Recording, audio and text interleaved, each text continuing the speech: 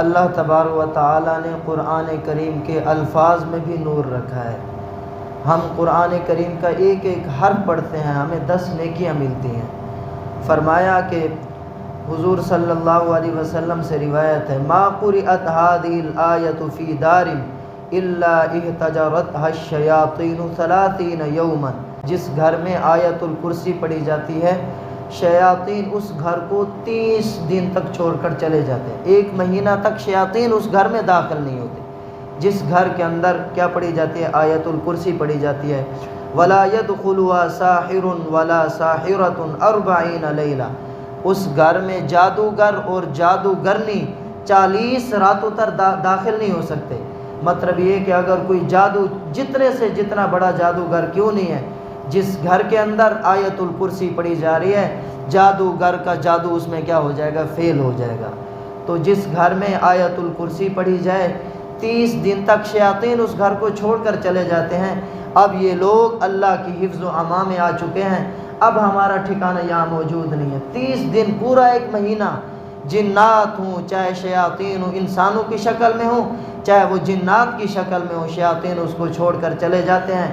اور فرمایا کہ اسی طریقے سے کوئی جادوگر جادوگرنی اس گھر کے اندر 40 راتوں تک داخل نہیں ہو سکتے۔ مطلب یہ ہے کہ کوئی اگر ان گھر والوں پر جادو کرتا ہے تو جادو بھی ان کے اوپر اثر نہیں کرے گا۔ حضرت علی رضی اللہ تعالیٰ عنہ فرماتے ہیں، سمعت نبیکم صلی اللہ علیہ وسلم علی اعواد المنبر وهو یقول، آپ صلی اللہ علیہ وسلم منبر پر تشریف فرماتے، خود اپنے کانوں سے میں نے آپ صلی اللہ علیہ وسلم سے سنا۔ آپ صلی اللہ علیہ وسلم نے ارشاد فرمایا، من قرأ آیت الکرسی فی دبر کل صلاۃ مکتوبۃ لم یمنعہ من دخول الجنۃ الا الموت۔ فرمایا کہ جو آدمی ہر فرض نماز کے بعد آیت الکرسی پڑھتا ہے، اس کو دخول جنت سے کوئی چیز مانے نہیں ہے الا الموت، سوائے موت۔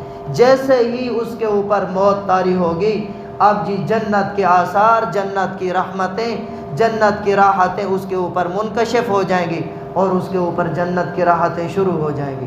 آب و ہوا بھی آ رہی ہے جنت کی راحتیں بھی اس کے لیے، اور قبر کے اندر بھی پھر اس کے لیے بستر بچھائے جا رہے ہیں، اور اس کو یہ کہا جا رہا ہے کہ نم کنومت العروس، جس طریقے سے پہلی رات کی دلہن سو جاتی ہے بستر پر، ایسے ہی تم سو جاؤ، جنت سے اس کے لیے کھڑکیاں کھول دی جاتی ہیں۔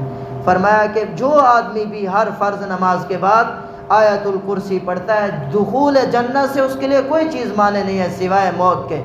جیسے ہی اس کے اوپر موت طاری ہوگی، فوراً وہ جنت میں داخل ہو جائے گا۔ میرے محترم عزیزو، اور ہمیں کیا چاہیے؟ اس کے اوپر کوئی زیادہ وقت نہیں لگتا، ہر فرض نماز کے بعد آیت الکرسی پڑھیں۔ آپ صلی اللہ علیہ وسلم نے آگے ارشاد فرمایا، وَلَا يُوَاظِبُ عَلَيْهَا إِلَّا صِدِّيقٌ أَوْ عَابِدٌ۔ اب اس کے اوپر جو مواظبت کرے گا، ہر آدمی کا کام نہیں ہے اس کے اوپر مواظبت کرنا، مواظبت وہ کرے گا، ہمیشہ وہ پڑھے گا صدیق، جو سچا ہوگا، اپنے قول میں بھی سچا ہے، اپنے فعل میں بھی سچا ہے، وہ ہر فرض نماز کے بعد آیت الکرسی کو پڑھے گا۔ فرمایا او عابد، یا جو عبادت گزار ہے، اللہ کی عبادت کرنے والا ہے، وہ ہر فرض نماز کے بعد آیت الکرسی ضرور پڑھے گا۔ تو 2 آدمی ایسے ہیں جی، وہ ہر فرض نماز کے بعد آیت الکرسی کو نہیں چھوڑ سکتے۔ ایک جو صدیق ہے، جو اپنے قول و فعل میں سچا ہے، دل کے اندر بھی اللہ تعالیٰ کی سچائی کو مانتا ہے اور زبان سے بھی سچائی کا اقرار کر رہا ہے، وہ آیت الکرسی کبھی بھی نہیں چھوڑے گا۔ جو عبادت گزار ہے، سچے دل سے اللہ کی عبادت کرتا ہے، وہ بھی ہر فرض نماز کے بعد کبھی بھی آیت الکرسی کو نہیں چھوڑے گا۔ فرمایا کہ وَلَا يُوَاظِبُ عَلَيْهَا إِلَّا صِدِّيقٌ أَوْ عَابِدٌ۔ یہ ایک فضیلت۔ دوسری، آپ صلی اللہ علیہ وسلم نے ارشاد فرمایا، وَمَنْ قَرَأَهَا إِذَا أَخَذَ مَسْجَعَهُ أَمِنَهُ اللَّهُ عَلَى نَفْسِهِ وَجَارِهِ وَجَارِ جَارِهِ وَالْأَبْيَاتِ الَّتِي حَوْلَهُ۔ فرمایا کہ جو آدمی بستر کے اوپر جائے رات کو سونے کے وقت، اور جا کر سونے سے پہلے اب بستر کے اوپر لیٹ چکا ہے، آیت الکرسی پڑھے، آمینہ اللہ، اللہ تعالیٰ اس کی ذات کو بھی پوری رات محفوظ کر لیتے ہیں، کوئی موذی جانور اس کو ایذا نہیں پہنچائے گا۔ فرمایا کہ یہ خود بھی محفوظ ہو گیا اور اس کے پڑوسی در پڑوسی بھی محفوظ ہو گئے، اور اس کے ارد گرد کے جتنے بھی گھر ہیں، اس آیت الکرسی کی ایسی برکت ہے، وہ تمام گھر جو اس کے پڑوسی ہیں، ارد گرد ہیں، وہ بھی محفوظ ہو جاتے ہیں۔ ان گھروں کے اندر کوئی چور داخل نہیں ہوگا، ان گھروں کے اندر کوئی جنات داخل نہیں ہوں گے، ان گھروں کے اندر کوئی حاسد، کوئی ظالم داخل نہیں ہوگا۔ تو کتنی فضیلت ہے میرے محترم عزیزوں، پڑھنے کا ہمیں اہتمام کرنا چاہیے۔ صحابہ کرام رضوان اللہ علیہم اجمعین کے اندر تذکرہ ہوا کہ قرآن کریم میں سب سے افضل آیت کون سی ہے؟ حضرت علی رضی اللہ تعالی عنہ فرمانے لگے سب سے افضل جو آیت ہے قرآن کریم میں وہ آیت الکرسی ہے۔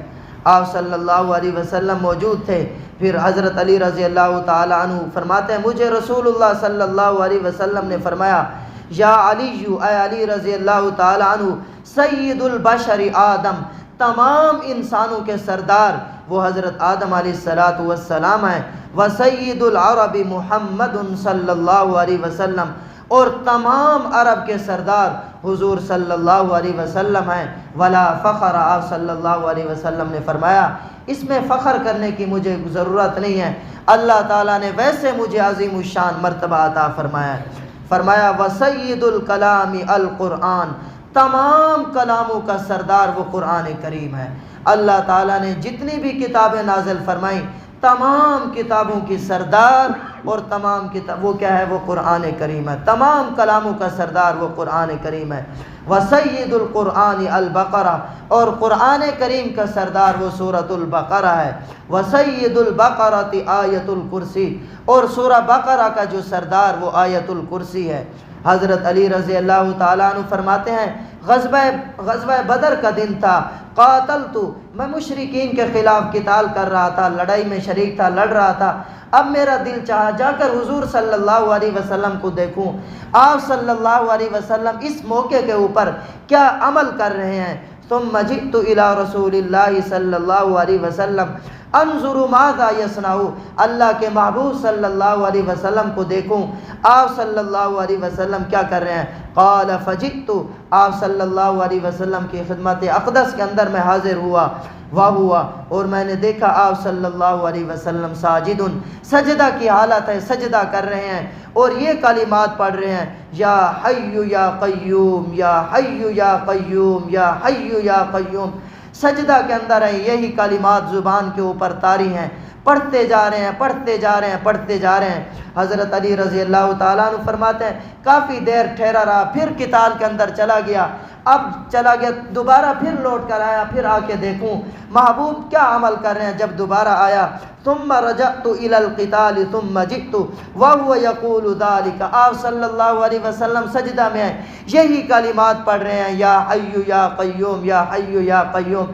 پھر قتال کے اندر چلا گیا، جنگ کے اندر چلا گیا، دوبارہ لوٹ کر آیا، پھر دیکھا آپ صلی اللہ علیہ وسلم اپنا سر مبارک سجدے کے اندر ہے اور یہی کلمات پڑھتے رہے ہیں الی ان فتح اللہ لہ، یہاں تک کہ اللہ تبارک و تعالی نے مسلمانوں کو فتح عطا فرما دی۔ اتنا عظیم الشان کلمہ ہے کہ جی اللہ کے رسول صلی اللہ علیہ وسلم جس کو سجدے کی حالت کے اندر پڑھ رہے ہیں، یہ فرمایا یہ اسم اعظم ہے۔ حضرت عبداللہ بن عباس رضی اللہ تعالی عنہما فرمایا کرتے تھے اسم اعظم وہ اسم اعظم ہوتا ہے جب اس کو پڑھ کر اللہ تعالیٰ سے جو بھی دعا مانگی جائے اللہ تعالیٰ وہ دعا قبول فرماتے ہیں۔ فرمایا وہ اسم اعظم یا حی یا قیوم ہے۔ جب بھی اللہ تعالیٰ سے دعا کریں تو یہ کلمات ضرور پڑھیں۔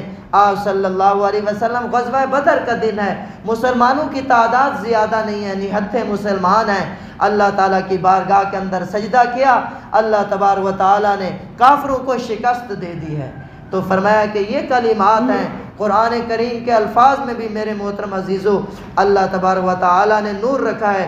حضور صلی اللہ علیہ وسلم نے ارشاد فرمایا کہ جس گھر میں 3 دن سورہ بقرہ پڑھی جائے شیاطین کی، جنات کی جڑیں جی اس گھر سے نکل جاتی ہیں، کاٹ دی جاتی ہیں، شیاطین اس گھر کے اندر داخل نہیں ہو سکتے۔ آپ صلی اللہ علیہ وسلم نے ارشاد فرمایا آمن الرسول سے آخر تک تم پڑھ لو، جب بستر پر سونے کا ارادہ کرو، ساری رات تہجد پڑھنے کا ثواب ہے، ساری رات تہجد۔ ایک آدمی ساری رات تہجد پڑھ رہا ہے اور دوسرا وہ آدمی ہے جب وہ بستر پر گیا اس نے آمن الرسول سے آخر تک پڑھ لیا۔ اب وہ اس آدمی کو بھی جس طریقے سے جو تہجد پڑھ رہا ہے اور جس آدمی نے یہ کلمات پڑھے دونوں برابر کے شریک ہے ثواب میں۔ فرمایا کہ شاہد اللہ، جی یہ آیت پڑھ لو، اللہ تبارک و تعالی 70 مرتبہ پیار کی نگاہ سے دیکھے گا، 70 مرتبہ پیار کی نگاہ سے دیکھے گا۔ شہید اللہ انہ لا الہ الا ہو والملائکۃ واولو العلم قائما بالقسط لا الہ الا هو العزیز الحکیم۔ یہ آیت پڑھ لو، اور فرمایا کہ سورہ انعام کی ابتدائی 3 آیات پڑھ لو، سورہ انعام کی ابتدائی تم 3 آیات پڑھ لو، قیامت تک 70,000 فرشتے تمہارے لیے بخشش کی دعا کرتے رہیں گے، 70,000 فرشتے قیامت تک تمہارے لیے بخشش کی دعا کرتے رہیں گے۔ سورہ انعام کی ابتدائی 3 آیات پڑھ لو۔ آپ صلی اللہ علیہ وسلم نے ارشاد فرمایا کہ جو شخص جمعرات کی رات یا جمعہ کی صبح کو سورۃ الکہف پڑھ لیتا ہے تو ایک جمعے سے لے کر دوسرے جمعے تک وہ محفوظ ہو چکا ہے۔ اب نہ اس کو کوئی باولا کتا کاٹے گا، چاہے نہ ہی کتنے سے کتنا بڑا ظالم کیوں نہ ہو، وہ اس کو ایذا اور تکلیف نہیں پہنچا سکتا۔ حضرت علی رضی اللہ تعالیٰ عنہ فرمایا کرتے تھے، میں تمہیں کہتا ہوں سورۃ الکہف پڑھ لو، اللہ تعالیٰ ایک جمعہ سے لے کر دوسرے جمعہ تک ہر موذی جانور سے تمہیں محفوظ رکھیں گے، کوئی موذی جانور تمہیں ایذا نہیں پہنچائے گا۔ میرے محترم عزیزو، سب سے بڑا فتنہ جو ہے وہ فتنہ دجال ہوگا۔ جب فتنہ دجال، جب دجال نکلے گا، باہر نکلے گا، یوں اشارہ کرے گا بادل آ جائیں گے، یوں اشارہ کرے گا چھٹ جائے گا، جو اس کے ماننے والے ہوں گے ان کی زمین کے اندر روئیدگی آ جائے گی، فصل ہی فصل ہے، فصل ہی فصل ہے، باغات ہے۔ جو نہیں مانیں گے یوں اشارہ کرے گا، فصلیں ملیا میٹ ہو جائیں گی، باغات ملیا میٹ ہو جائیں گے۔ جو مان لیں گے ان کے گھر سونے سے بھر جائیں گے، جو نہیں مانیں گے گھر کا سارا سامان دجال کے پیچھے چلے گا، دجال کے پیچھے چلے گا۔ مسلم شریف میں ہے روٹیاں اس کے پیچھے چلیں گی۔ جو مانیں گے ان کے گھر سونے سے بھر چکے ہیں، جو نہیں مانیں گے گھر